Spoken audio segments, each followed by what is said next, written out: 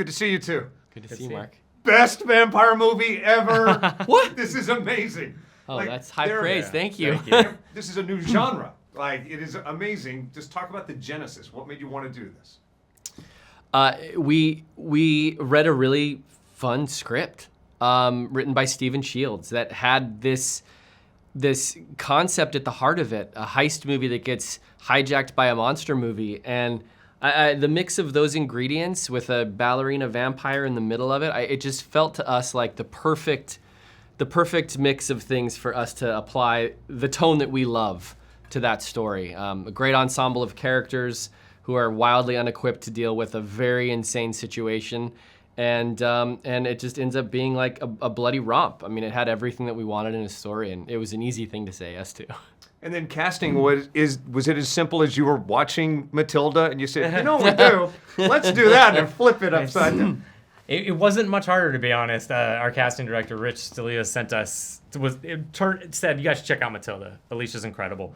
And so we did. We watched it that afternoon, and we're like, oh, you're right. She's incredible. Right. And we Zoomed with her, and she just blew us away.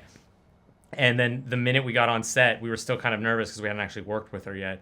And then getting on set with her, we realized after like one take that she is truly incredible and that she was going to be able to carry the movie. And I think it took a weight off of our shoulders. And then, you know, what you saw, she's just incredible in the movie. And I know there are prosthetics and some effects going on, but at the same time, like, this person can transform into being this most innocent, delightful human being into being the most ferocious, fierce thing I've ever seen captured in cinema. Did you see it coming? No, I mean, so much of the movie working hinged on those transformations, the back and forth between those two versions of Abigail. And I mean, Alicia just handled it with such confidence and such playfulness. I think we always felt like we were standing on her shoulders, and we're just in awe of everything that she was doing in front of the camera. I haven't looked to see if it exists, but is there footage anywhere of you guys in Video Village to see? Because I know practically this was captured on the day. You didn't have to wait to see how it was going to be in post. You were in Video Village going, look, will you look at this? Yeah.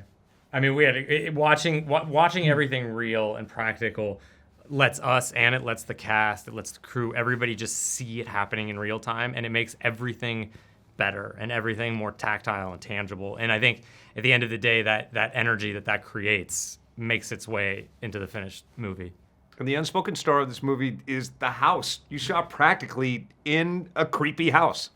Yeah, House did us a lot of favors. It was the first character that we cast. We scouted a bunch of different manor houses and landed on a place that I think for us felt like we could sort of return to our old style of finding a practical location and then retrofitting what was in the script to fit that very specific space.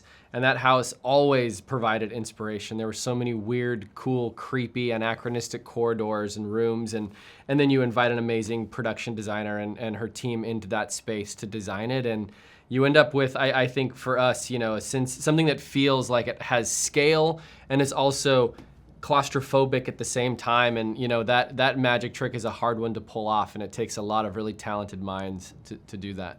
Well, you've done your job if like a week after I've seen the movie, a mere screen grab of an image is creeping me out being in the room with you.